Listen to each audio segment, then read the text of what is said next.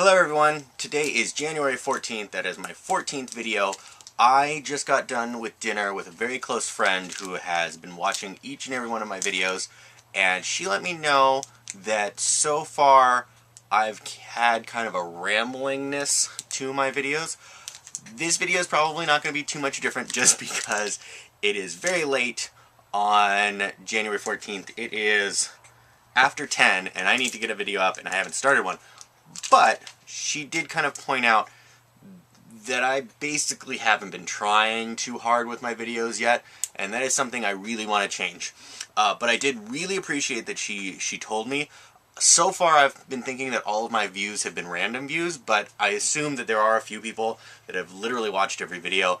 I really appreciate that you're, if that's you, I really appreciate it. More than you know. I just don't know who you are. And I mean that in the nicest way possible. I mean, I don't know if you're friends on Facebook, if you're friends, followers on Twitter. Whatever the case may be, please let me know, because I want to know your feedback, what's keeping you going, what videos you like the best. But today, I wanted to talk about Unstable. I know it's a little late for this. However, this is one of my favorite draft sets so far. So what I'm going to do is I'm going to do a crack-a-pack. Which what that means is in draft, you open packs and you pick the best cards for your pool that you get to play with. So what I'm going to do is I'm going to open up a couple packs. I'm going to tell you what I would pick out of the pack if I were past them. And also just talk about some cards that I see, because this was one of my favorite formats. I did very well in it and I loved it. Like these are some of the most fun cards out there. And it'll just be fun to talk about. So let's get started. Should we do X first or Goblins first? I like X. We're going to do X first. So,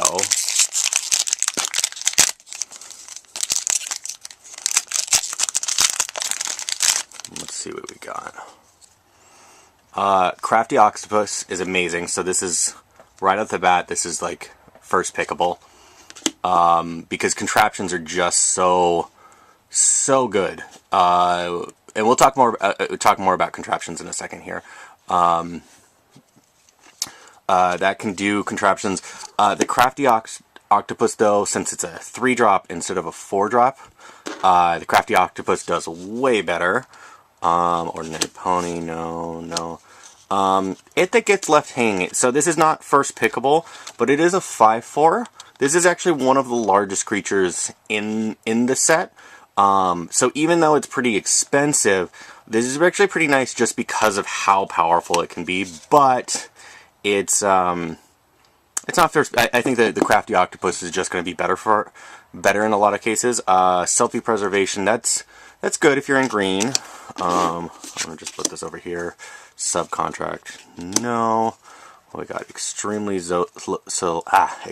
slow zombie. You know, I never actually got a chance to play extremely slow zombie. It just never came up. I in the handful of drafts that I got to do. It seems like a lot of fun though. Everyone that played with it said that it was amazing. So, or not amazing, maybe just pretty good. Knight of the Kitchen Sink. I'm not impressed. Roll a 6-sided dice. Assemble a number of contraptions equal to the result. So, this is so scary. Rolling 6. Oh my god, that's... I mean, if you roll a 1 or a 2, maybe a 3, it's worth it. But I mean, even at 6, I mean, that's so late to be assembling a contraption, because if you assemble this late, it's not going to be able to trigger too often. And our rare Griselda Monster Masher, combined enchanted and equipped creatures you control have menace. That's pretty amazing. Put 2 target creature cards from your graveyard onto the battlefield combined into 1 creature under your control. So I think that this is a top pick, just because, for one, it's going to be fun. So I would, and the object of Unstable is to be fun. So I would definitely choose this.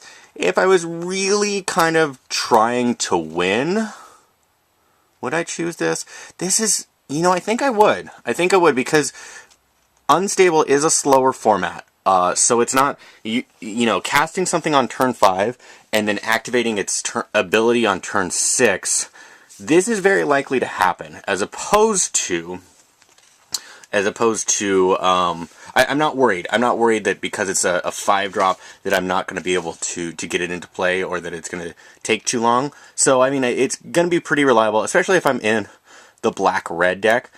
This is also, you can also splash pretty easily in, can you splash? How? I'm trying to think of, like, the fixing. There's not great fixing. So, maybe splashing is harder. Maybe that does put us at the octopus. I know that, like, if you watch Limited Resources, they talk about, you know, you want to stay open as long as possible. And I will say that this set is much more forgiving. So, I mean, maybe going blue, single blue is not that bad. If I was in a draft, pack one, pick one, I'd take the Griselda, because I'll tell you, red is the best color, in my opinion, in Unstable. So I would just go Griselda. So I'm going to put that off to the side.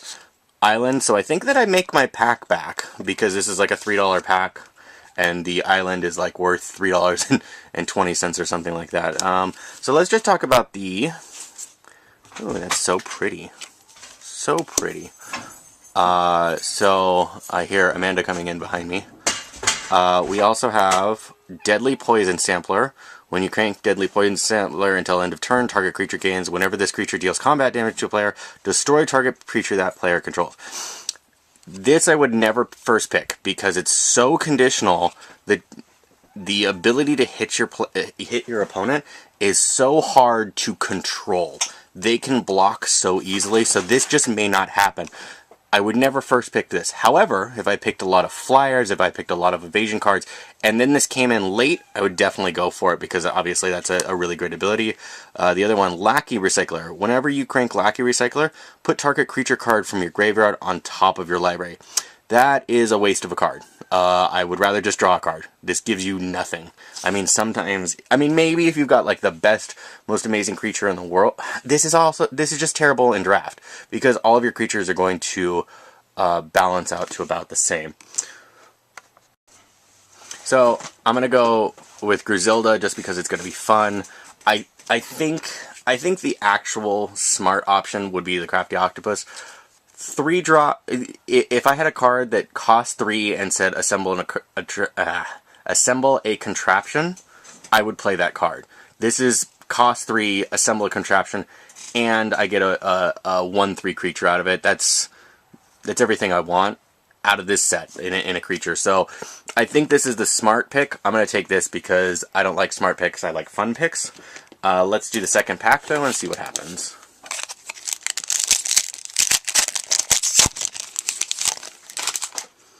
Okay. I have a habit when I'm actually at the game store, I just go straight to the back of the pack because I want to see my rare, but I need to do this the right way for the video. Paniac is fun, a good card, but just not there. Sacrifice Play, that's a possible. I'm gonna put that up just a little bit so we can see these better. Sacrifice Play, I mean, person outside the game chooses attacking or blocking creature, target opponent control, that player sacrifices a creature. In my experience so far, people outside the game like to cause as much chaos as possible, so they will choose the biggest, baddest, worst creature, or best creature for the person casting Sacrifice Play. So that being said, I'm going to put that off to the side. Dirty Rat, my opponent discards a card. This is a solid pick for black, but I would not first pick it. Timeout, this is a nice removal spell, but it's kind of expensive, and I feel like there's just other better cards. These are all just kind of generic okay cards. Border Guardian sounds like fun, but the set is just not designed well enough for Border Guardian. It's designed well enough for everything else, but not for Border Guardian, so we'll put that aside. Half Squirrel, half Nap. Nope. Cogmentor is kind of fun in the right situation. Ooh, Foil. Foil Old Guard. Ooh, that is a pretty card. That's too bad. Yeah, absolutely, babe. Amanda wants to see. Ooh. Yeah, isn't it? Yeah. Ooh, Masterful Ninja. I like it. So, Masterful Ninja, no, it's just terrible. Masterful Ninja. Reveal Masterful Ninja. reveal Masterful Ninja from your hand. Masterful Ninja is on the battlefield and in your hand until end of turn, and you can pump it +1/+1 for 1 and a black. I love the artwork. Can you see? It's super pretty. Yeah, but you see the Masterful Ninja in the artwork? Amanda's like leaning further and further in. Shh, I'm trying to concentrate. The joke is that there is no one in the picture because he's a ninja. Like, you don't see him. It's gonna be like, wow. So, Swamp. Swamp is like, again, that's like a $2 or $3 card. Oh, and it's a nice Golem token. Look at the Golem token, Amanda. That's better. That's better than the other foil I just showed you. Oh, yeah, that's pretty. Okay. So, yeah, I'm going to talk about Auto Key first. Whenever you crank Auto Key until end of turn, target creature becomes an artifact in addition to its other types and gains tap, you gain 3 life. Absolutely worthless. Don't take this card. I mean, very rare situations where this would actually be of value. It's just not good. Here, though, actually, oddly enough, the opposite is true. Whenever you crank Quick Stick Lick Trick, target creature gains +1/+1 and gains lifelink until end of turn. So the power bonus is the important part here. The fact that it also gives lifelink, I mean, this is you're probably going to pump something that's a 3/2, 3/3. You pump something that's a 3/3 to a 4/4, give it lifelink, you're gaining 4 life off that creature. This gives you 3 life and deals no damage, trades with nothing. So this is like just amazing because it pumps and goes from there. I actually like the Quick Stick Lick Trick, because so the things that we talked about before, staying open. This is colorless. All 5 colors can create contraptions. This is one of the better contraptions. Every time you get a contraption into play, it's going to trigger a few times, hopefully. I mean, but the thing is, I mean, this is one of the better ones. +1/+1 gaining. I know that it's the bottom is that you don't have a creature and you can't do anything with it. But when you have one creature, even a 1/1, now you're swinging a 1/1 for 2. You gain 2 life and you trade with a creature, which you're trading a 1/1 for. Whatever. This is just great. So this is going to keep us open for the rest of the draft. And it allows us to play with Griselda over there. I would take this over the Sacrifice play. I didn't really want to take the Sacrifice play. It's decent, but I think this is just way better. So, there's my picks. I hope you enjoyed this video. I absolutely loved Unstable. And I love all my viewers. Thank you guys so much for watching. I will see you tomorrow. If you want to get in contact with me on Twitter is the best way, @Durwood773. But otherwise, have a good night, and I'll talk to you tomorrow. Bye-bye.